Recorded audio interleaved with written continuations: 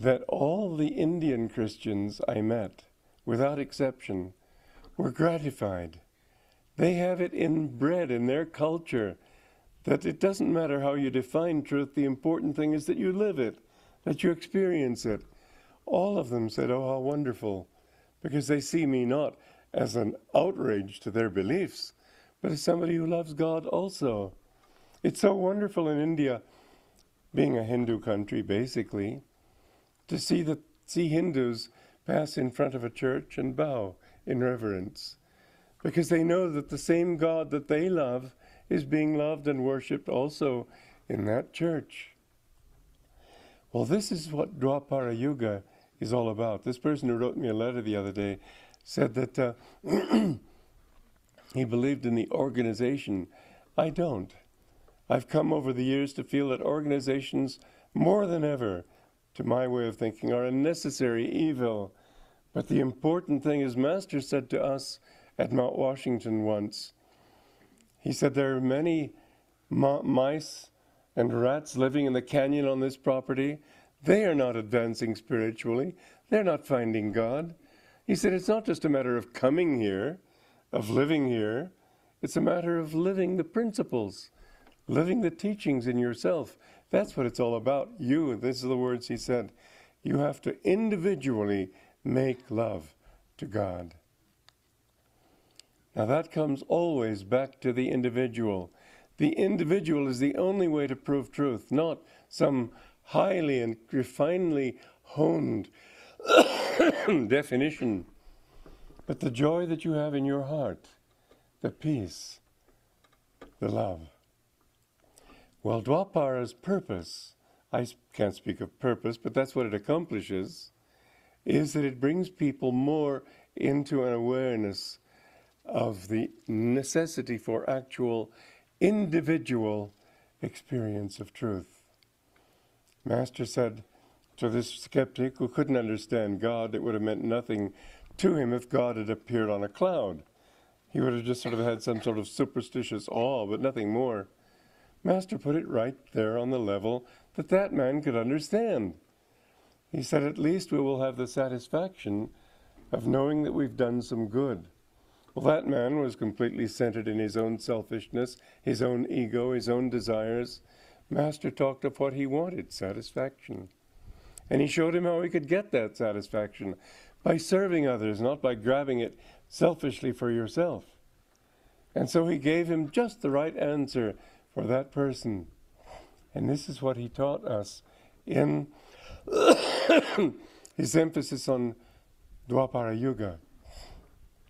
He said, the religion of the future will be self-realization. I said once to Dayamata, he cannot have meant Self-Realization Fellowship Incorporated, because we were having this thing where they were trying to control everything that we said. Her answer was, that's your opinion. Well, yes, it jolly well is my opinion. It was Master's opinion, too.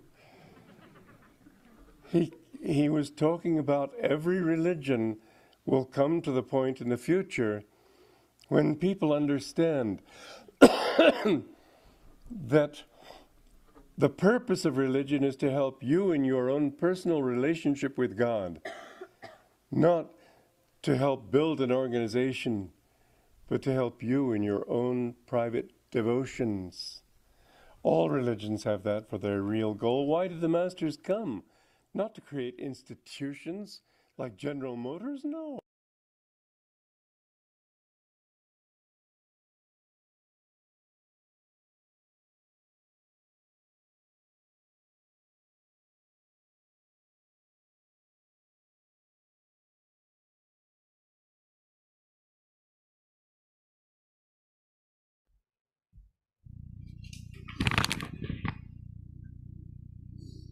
Bonjour et bienvenue.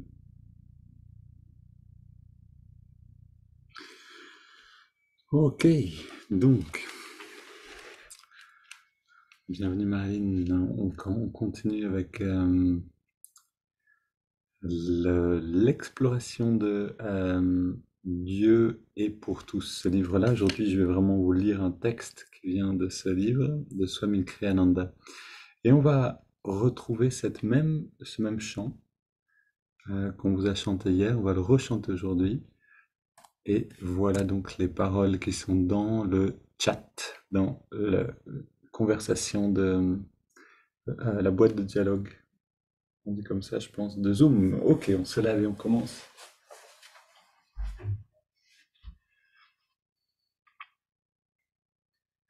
Ô Esprit infini, recharge notre corps avec ton énergie cosmique, notre mental avec ta concentration et détermination, notre esprit avec ta sagesse et notre âme avec ta joie toujours nouvelle. Ô éternelle jeunesse du corps et de l'esprit, demeure en nous pour toujours. Allons-y. Bras tendus, jambes légèrement fléchies. Progressivement, on augmente l'intensité des moments de contraction.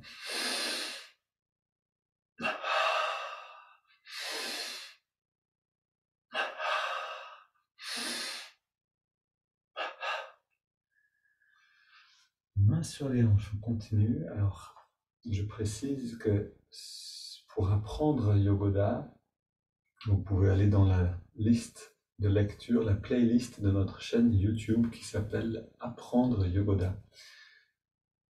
Et là, vous aurez un apprentissage progressif et plus en détail. Là, on est juste en train d'aller à travers les mouvements sans les apprendre.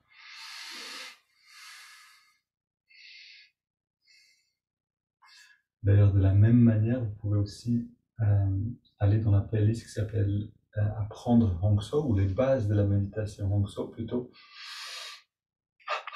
Continue avec côté gauche.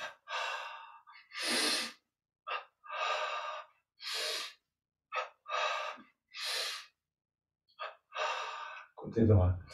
Toutes ces techniques, Yogoda ou Hongso, sont les précieux enseignements que Yogananda est venu nous donner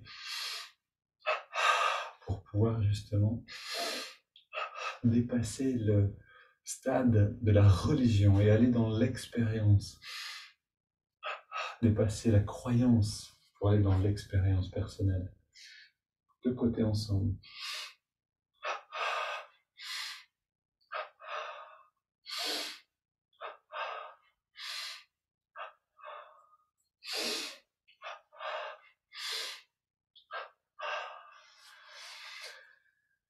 Une grande inspire détendue et expire par la bouche. On rentre dans l'expérience de l'énergie dans le corps. Et on continue, on contracte à gauche, fesses et poitrine, et à droite.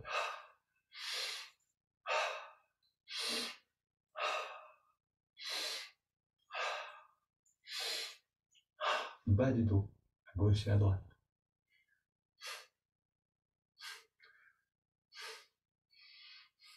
Milieu du dos.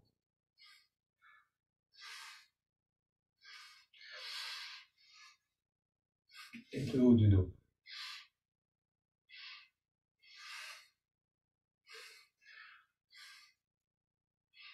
Ok, main sur les épaules.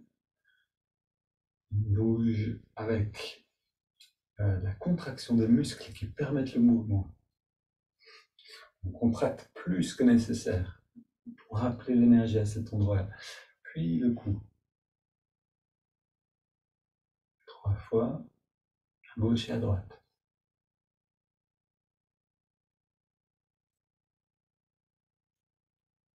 La nuque.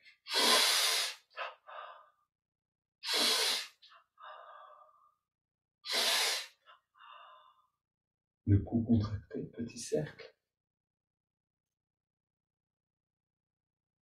Détendu, grand cercle. Le bas du dos.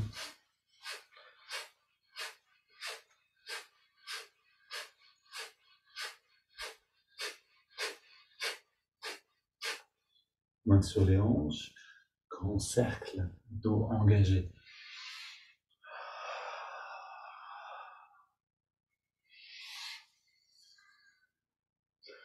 On apprend à justement prendre plaisir à sentir cette énergie qui rentre à chaque mouvement, à chaque contraction.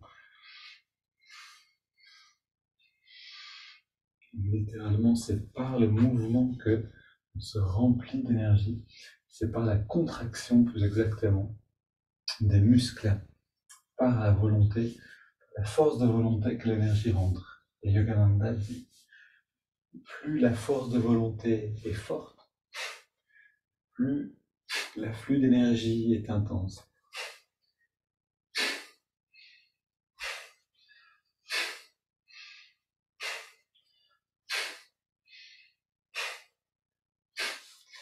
Puis on vient tapoter sur la tête.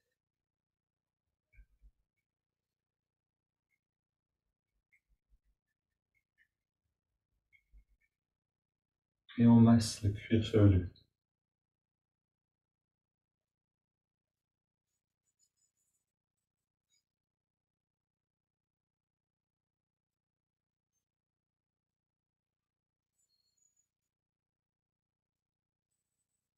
Maintenant, on ouvre la porte de l'énergie.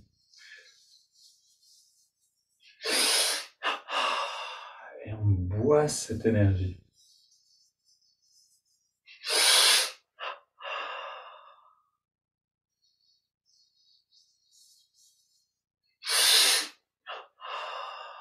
On contracte les biceps.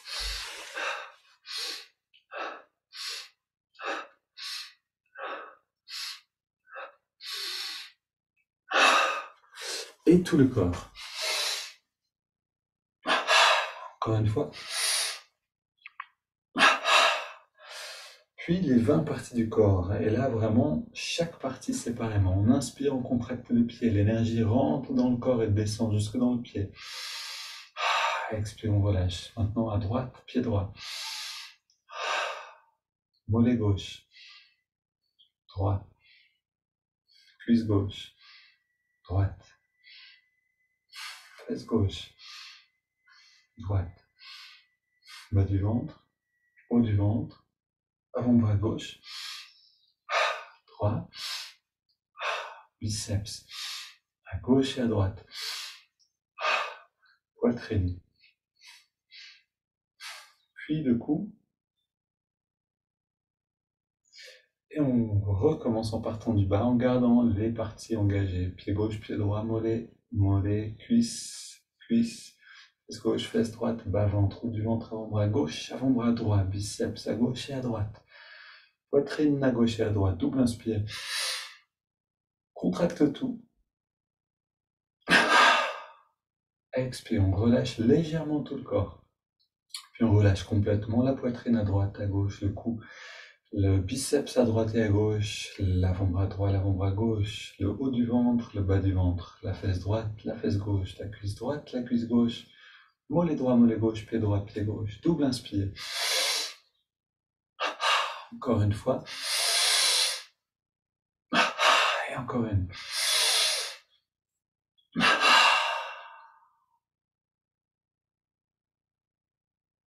Un petit instant pour sentir.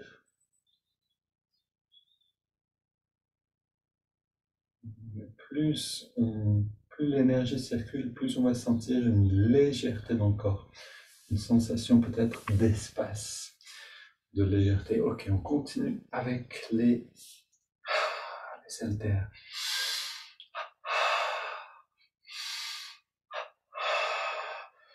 Les écarteurs.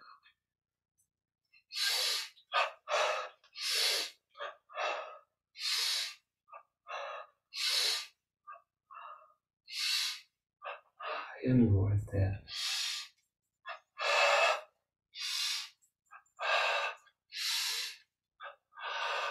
Bras tendus, petit cercle, en engageant les bras et les épaules, cercle dans les deux sens, puis haltère vers l'avant.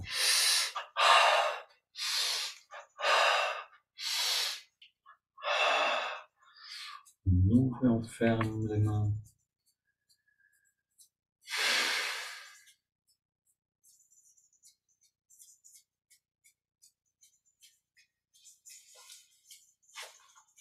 Ok, inspire.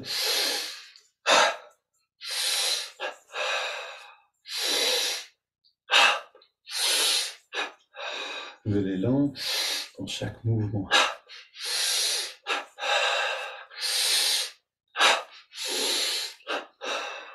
Inspire, on soulève devant avec la main gauche, bras tendu à droite.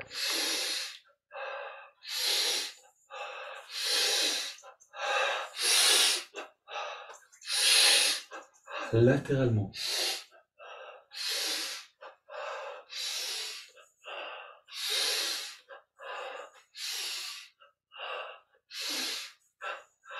Ok.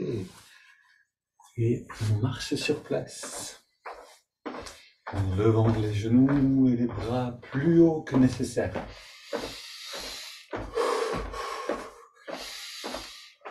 Je suis positif, énergique, enthousiaste et on garde le regard redressé. Pendant qu'on répète cette phrase à l'intérieur, on peut la répéter si on veut. La force des affirmations, c'est qu'elles appellent une ambiance, une perception. Continue en courant.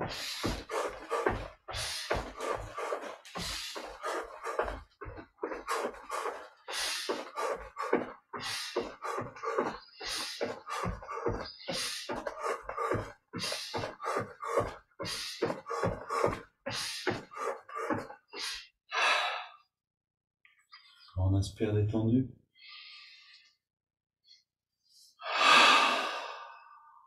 Quelques instants pour sentir.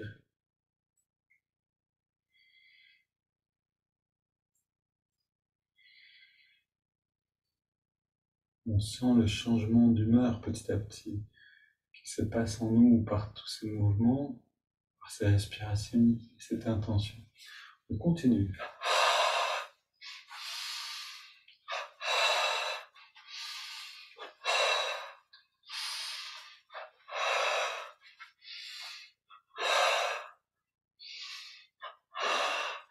Inspire derrière.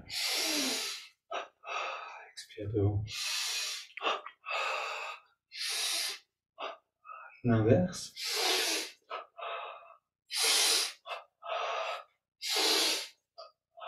Recharge de l'estomac.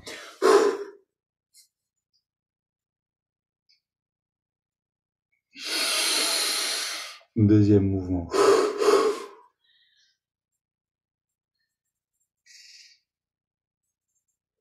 Encore une fois.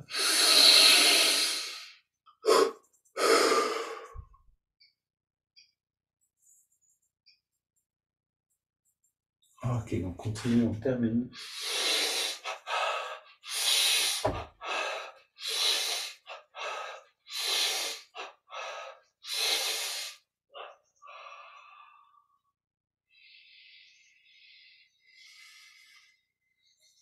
Voilà, on respire bien sur le corps qui se réchauffe. Comme je vous le disais hier, c'est une très bonne manière de réchauffer le corps. Quand vous avez un peu froid, au lieu de tout de suite vous couvrir ou d'allumer ou de monter le chauffage, une bonne idée c'est un petit peu de yogoda. Ok, ici les hanches. De cette manière, le corps apprend à thermoréguler, à réguler la température interne. Si on régule tout de l'extérieur, on devient atrophié de cette capacité-là, qui est pourtant essentielle. C'est aussi une possibilité pour le métabolisme de s'autoréguler en fait. Ok, inspire, on ferme les yeux, on amène lentement les mains vers la poitrine. Expire vers l'avant et on sent cette énergie. Et ce bien-être.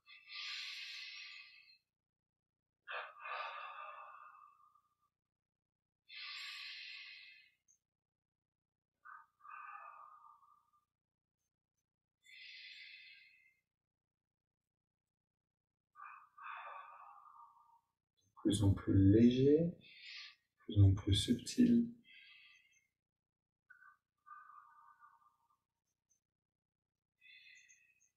Oh.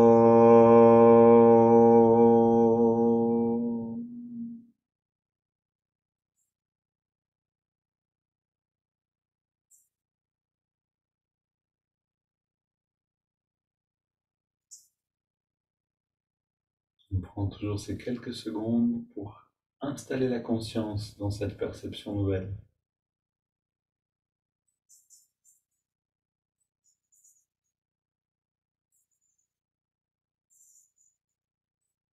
Si on bouge directement après, on va avoir un petit peu moins de cet effet-là en fait sur la perception elle-même. Installons-nous maintenant pour chanter. Commencer avec ce même chant qu'on a chanté hier, comme ça on peut se l'approprier un petit peu. Et je vous encourage à chanter, parce que, comme le dit Yogananda, et le répétait souvent Yogananda, chanter, c'est la moitié de la bataille déjà. C'est-à-dire que si le fait de méditer, de nous intérioriser, de rentrer en nous-mêmes demande un effort, chanter, c'est la moitié de cet effort qui est déjà accompli. C'est-à-dire que par le chant, les sentiments s'orientent vers le divin. Quand on chante ce genre de chant, justement, ce chant a été composé par Yogananda lui-même d'ailleurs. C'est en fait le chant a été composé, c'est-à-dire la musique, par Yogananda, le texte par Rabindranath Tagore, ce grand poète indien. Voilà, prenons juste quelques secondes, les yeux fermés avant de rentrer dans la musique. On s'installe bien, on a détendu, on sent ce bien-être.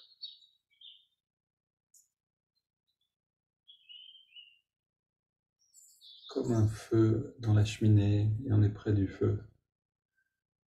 En hiver, quand il fait froid dehors, on a ce même bien-être, toujours disponible, toujours là. Si on prend le temps de faire circuler l'énergie à l'intérieur et puis de ressentir.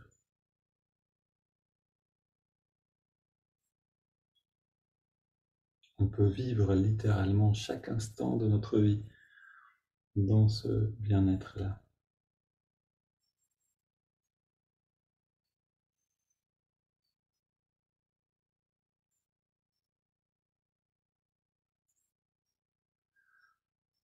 Ok, vous avez les paroles en anglais et en français. On va chanter 2 fois en anglais et 2 fois en français.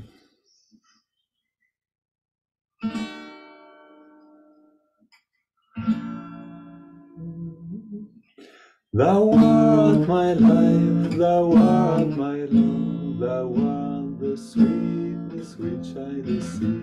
Thou art my life, thou art my love, thou art the sweetness which I do see. In the thought by my love born, in the thoughts by my love born, I taste thy name, so sweet, so sweet. Devotee knows how sweet you are, devotee knows how sweet you are.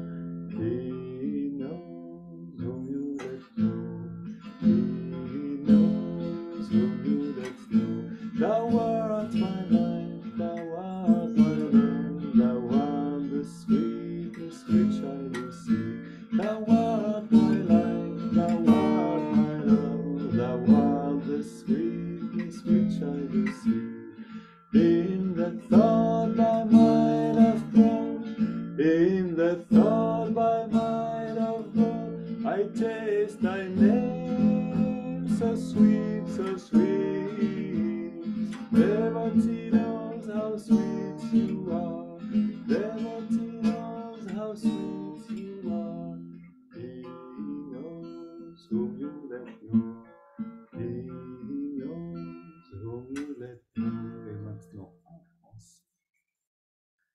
Tu es ma vie, tu es mon amour, tu es la douceur que je recherche. Tu es ma vie, tu es mon amour, tu es la douceur que je recherche.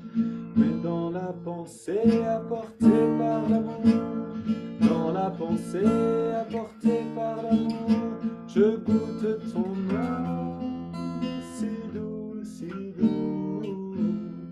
Seul ton dévot connaît ta douceur. Seul ton dévot connaît ta douceur. Celui qui sait, tu lui donnes à savoir. Celui qui sait, tu lui donnes à savoir. Tu es ma vie, tu es mon amour. Tu es la douceur que je recherche. Tu es ma vie, tu es mon amour. Tu es la douceur que je recherche.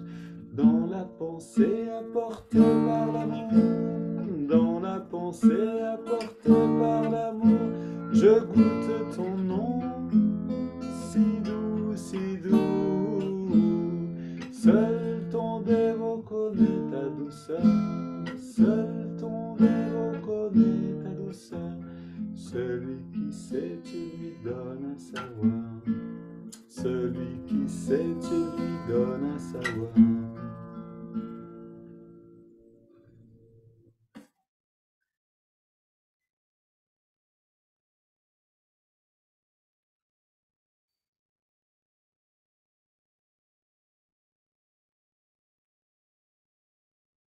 Et on rentre en soi-même, on prend une grande inspire, on reste détendu.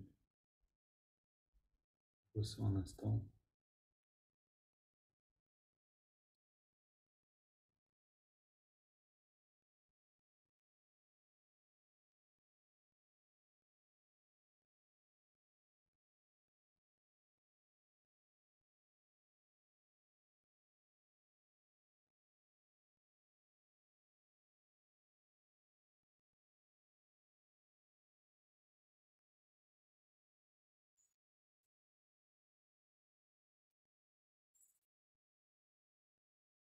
On ressent les effets de la musique, mais aussi du fait de chanter, de mettre en vibration les cordes vocales, laisser la poitrine vibrer.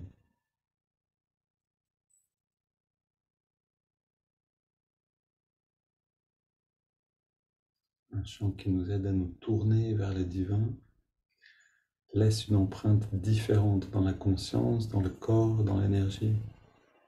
Essayons de bien sentir ça.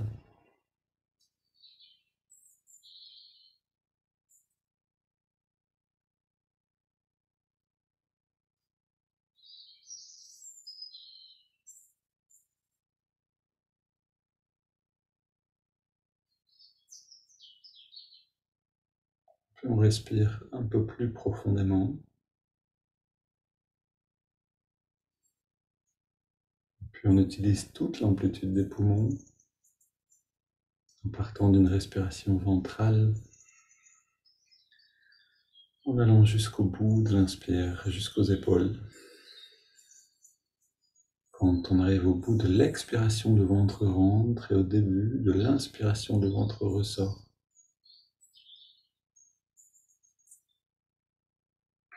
N'hésitez pas à poser les mains sur le ventre si vous avez du mal à sentir le mouvement du ventre.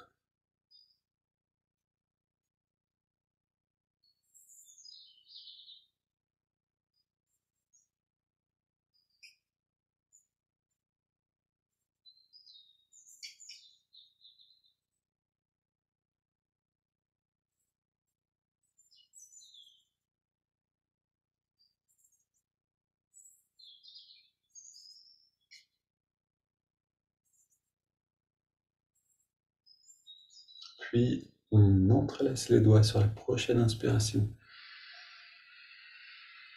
À la prochaine expire, on pousse les mains vers l'avant, on arrondit le dos. Inspire, on étire vers le ciel. Expire, on se penche vers la gauche. Inspire au centre. Expire vers la droite. Inspire au centre, expire, on se tourne vers la gauche. On pose les mains, on soutient la rotation.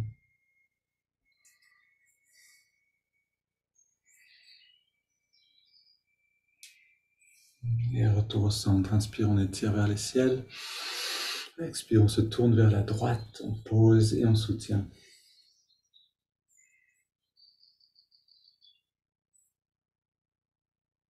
Et on revient au centre. On pose les mains derrière, on ouvre la poitrine. Ces quelques mouvements peuvent suffire. Alors, dans l'idéal, on fait plus de postures que ça dans la journée, plus de postures de yoga, mais au minimum, ces étirements du dos vont faire un bon travail. On ouvre la poitrine et on respire 25 fois. Inspire par le nez, expire par la bouche. Respiration profonde.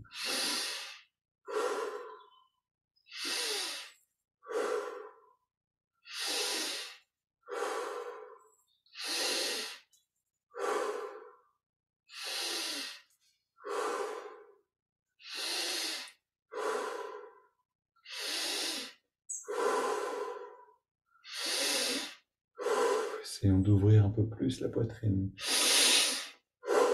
Par la flexion, mais surtout par la respiration. Plus d'air.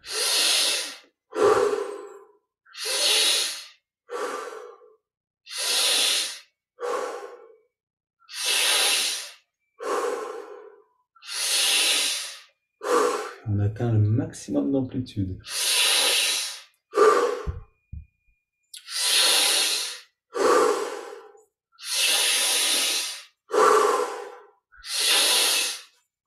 Pour les 5 dernières.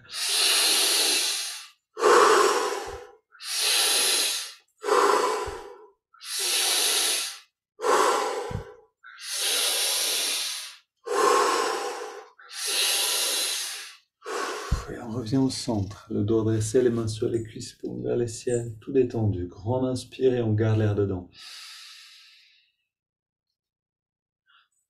On retient le souffle, on détend tout. Et puis on laisse l'air sortir sans faire d'effort. Et on s'arrête de respirer un instant. On plonge dans le ressenti intérieur.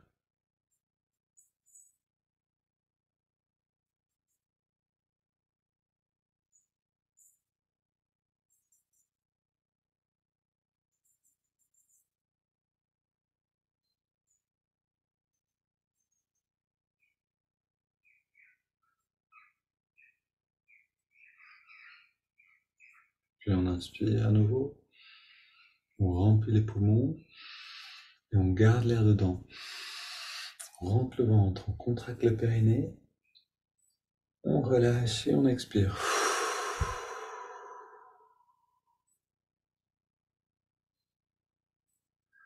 On prend le temps de sentir.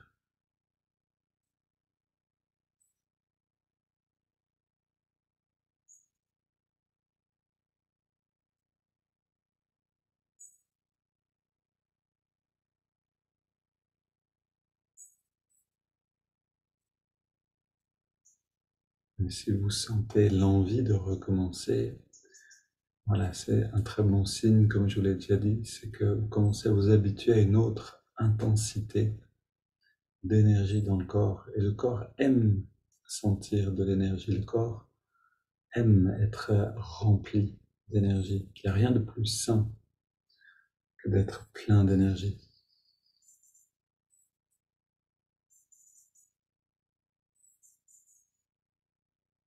Au début, c'est un état qui peut même nous effrayer un petit peu, et puis quand on s'y habitue, ça redevient familier, ça devient normal. Une double inspire par les narines. Contracte tout. Et on relâche. Encore une fois. Et une dernière.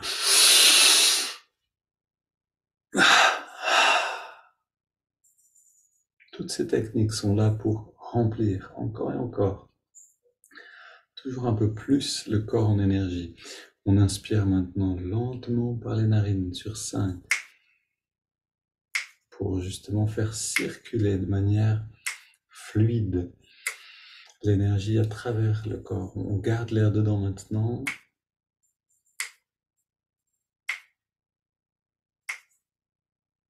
Et on expire.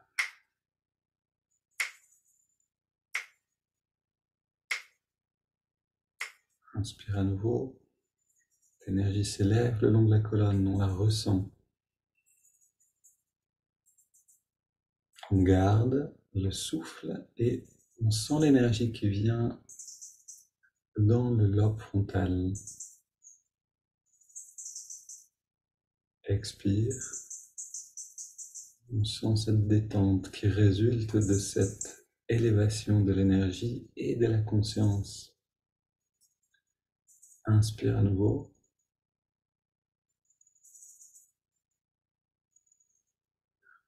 On garde l'air dedans et à nouveau on sent l'énergie qui vient nourrir l'œil spirituel.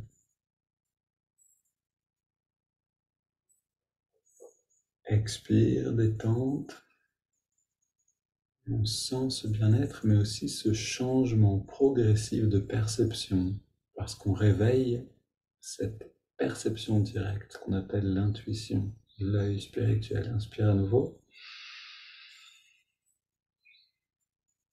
On garde l'air dedans.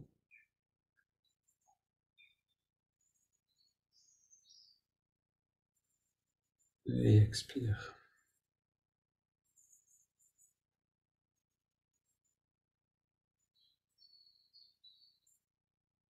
Inspire.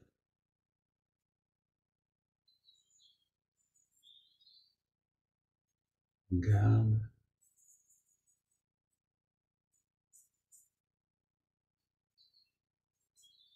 Expire.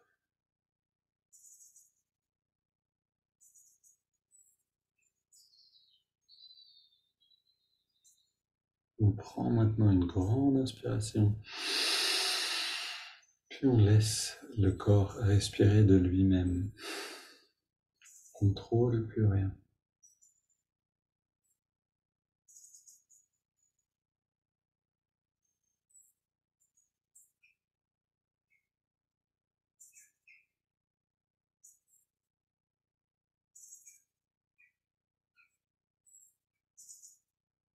Que tous ces mouvements d'énergie qui sont dans le corps, qui sont dans les doigts, qui sont dans le dos, dans la poitrine, dans les jambes, tout ça on observe.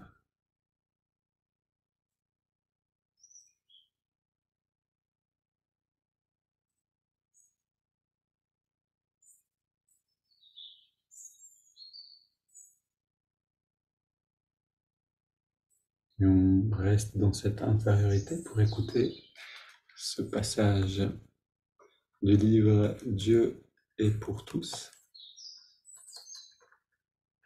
de Swami Kriyananda.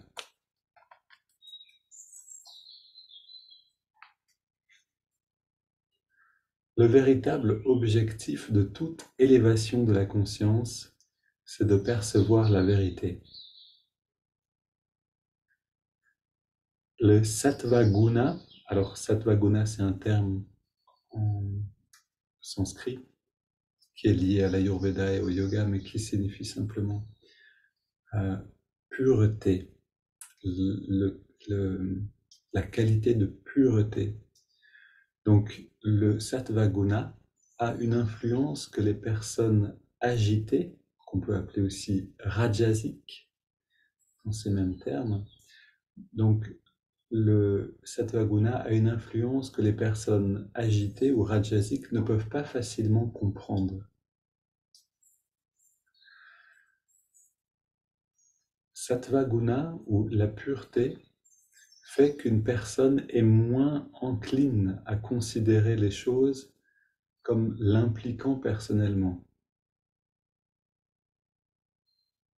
Cela ne signifie pas qu'elle devient moins aimante. C'est simplement qu'elle se sent moins motivée par l'intérêt personnel. Plus le sattva guna l'influence, moins cette personne est encline à réfléchir aux exigences, aux demandes de son propre ego. La reconnaissance des autres ne l'attire plus. C'est-à-dire que les autres l'estiment ou non, ça lui est indifférent. Car elle ne se définit plus par rapport à ce qu'elle a fait. Une personne influencée par ce guna cherche des compagnons dont les inclinations sont également d'ordre expansif. Je cherche de meilleurs mots.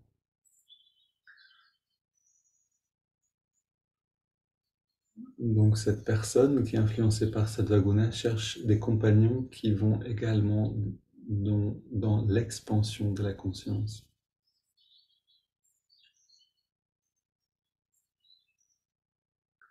Une telle personne décide de ne plus dépendre de rien d'extérieur.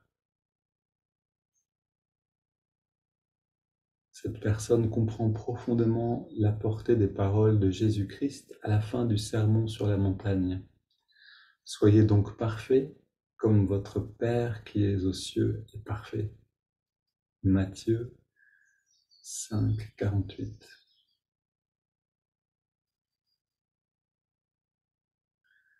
Alors de quelle manière on fait grandir Sattva Guna, cette qualité de la pureté de la conscience en nous? La meilleure manière, si on peut le faire, si c'est possible, c'est la méditation. Quelquefois, le mental est trop agité pour qu'on puisse méditer. Dans ce cas-là, il vaut mieux faire d'autres choses. Si par exemple trop de pensées nous dérangent et qu'on n'arrive plus à profiter de la méditation, alors il vaut mieux encore être dans une activité positive pour contrer cette agitation négative. Mais dès qu'on peut aller dans la méditation, c'est une porte rapide, on pourrait dire directe, pour entrer dans, ou plutôt pour cultiver cette qualité de Sattva Guna en nous-mêmes.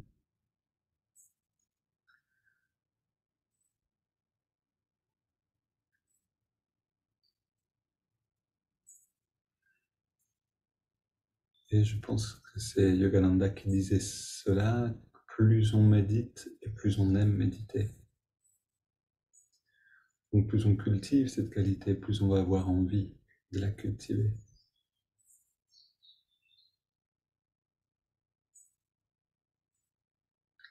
Alors allons dans cette culture, dans ce travail, dans notre jardin intérieur, le jardin de l'esprit. Allons dans ce travail avec une intention altruiste, conscient qu'on n'est pas à méditer pour nous seulement, mais pour aider à l'élévation générale de la conscience sur Terre. On fait notre part. Et donc on amène l'attention dans les narines.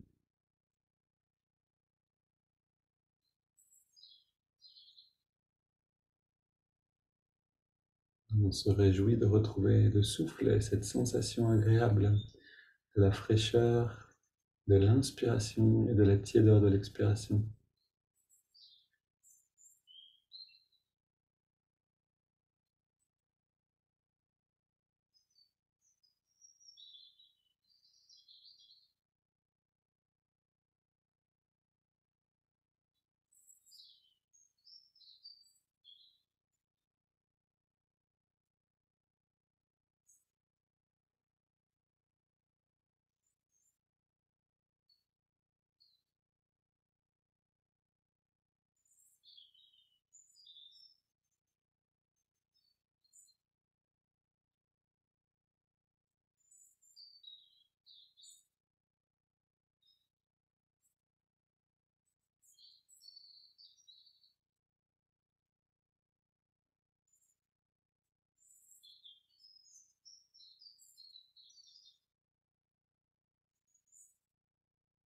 On entre dans cette expérience du souffle en quelques respirations. Si on est attentif, on peut y entrer profondément.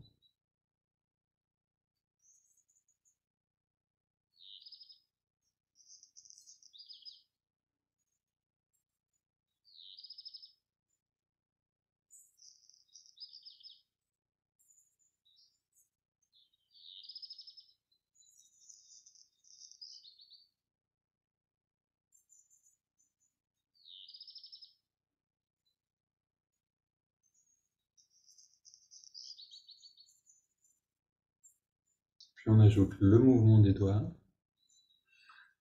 Donc à chaque inspiration, naturel. L'index de la main droite revient d'1 centimètre vers la paume de la main. Et à chaque expiration naturelle, on relâche l'index et on relâche aussi tous les muscles du corps.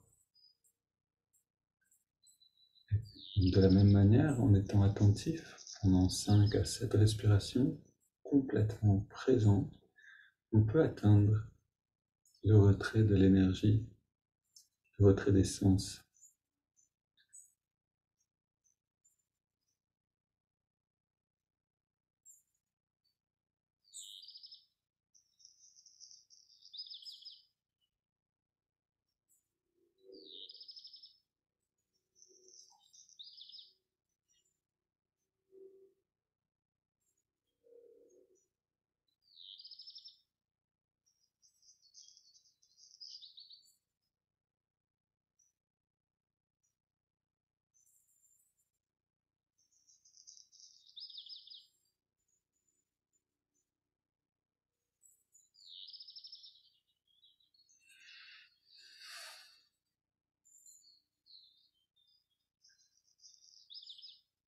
Et voyez par vous-même que si on est pleinement présent, on peut accomplir en 5 respirations beaucoup plus qu'en 30 respirations pendant lesquelles on est plus ou moins là.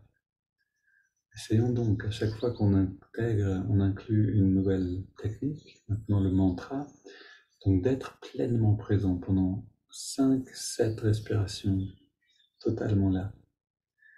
On intègre donc le mantra Hong So. Hong accompagne chaque inspiration naturelle, So chaque expiration naturelle.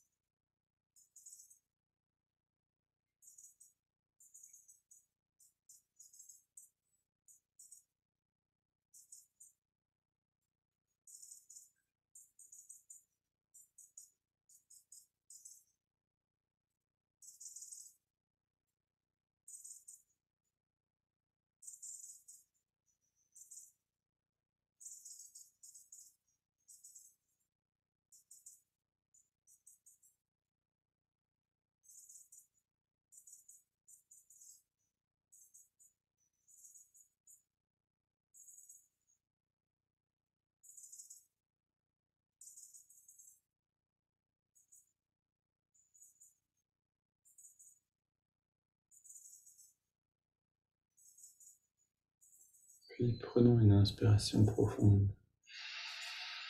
On expire en 3 fois par la bouche. Et on s'arrête un petit instant de respirer.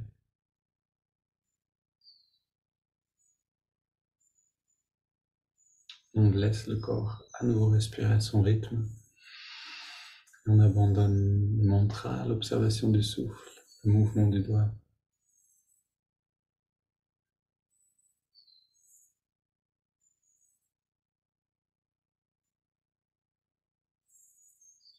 Et depuis le lobe frontal, depuis l'œil spirituel, depuis cette fenêtre de perception directe, on observe l'état de méditation, de bien-être qui est en nous, et son expansion progressive.